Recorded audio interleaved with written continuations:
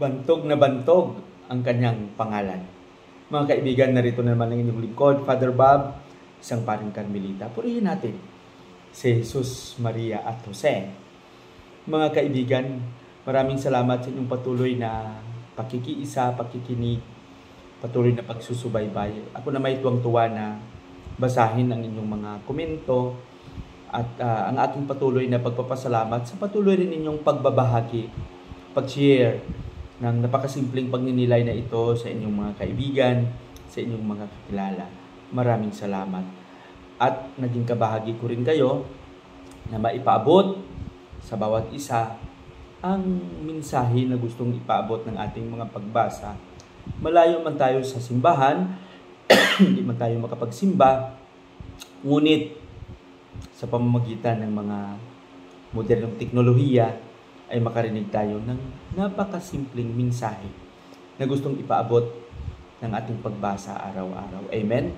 Ngayon ay nasa ikapitong araw na tayo sa buwan ng Pebrero, araw ng Biyernes, at ating pagninilay ay ibabahagi sa atin ni San Marcos, Kapitulo 6, versikulo 14 hanggang 29. Maraming mga taong nakakilala kay Jesus.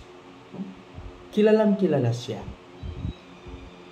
Sabi sa ating Ebanghelyo, bantog na bantog ang kanyang pangalan. Ibig sabihin, kilalang siya. Bakit? Dahil sa kabutihan na kanyang ginawa. Sana kung magkaroon man tayo ng pagkakataon sa ating buhay, kung gusto man natin na magkaroon tayo ng pagkakilanlan sa nagkakarami sa ating komunidad, sana makilala tayo sa kabutihan na ating ginawa, hindi yung sa kasamaan. Na parang sabihin, alam nyo si Mario, kilalang kilala yan. Bakit? Dahil magnanakaw yan. Alam nyo si Mario, kilalang kilala yan.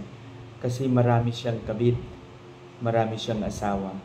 Kilalang politiko yan. Kasi kurap yan. No, napakalungkot na pagkakilanlan. Kay Jesus, kung bantog na bantog man siya, ito ay dahil sa patuloy niyang pakikisalamuha sa mga tao, sa kanyang patuloy na pagpapaabot ng paghahari ng Diyos. Sana tayo maging bantog tayo hindi sa kasamaan, kundi sa kabutihang ating ginawa. Amen?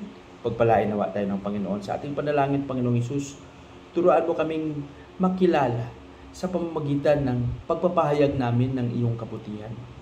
Turuan mo kaming maipaabot namin ang iyong pangalan dahil sa iyong kabutihan na ibinahagi sa amin, sa iyong kagandahang loob at sa iyong awa. Amen.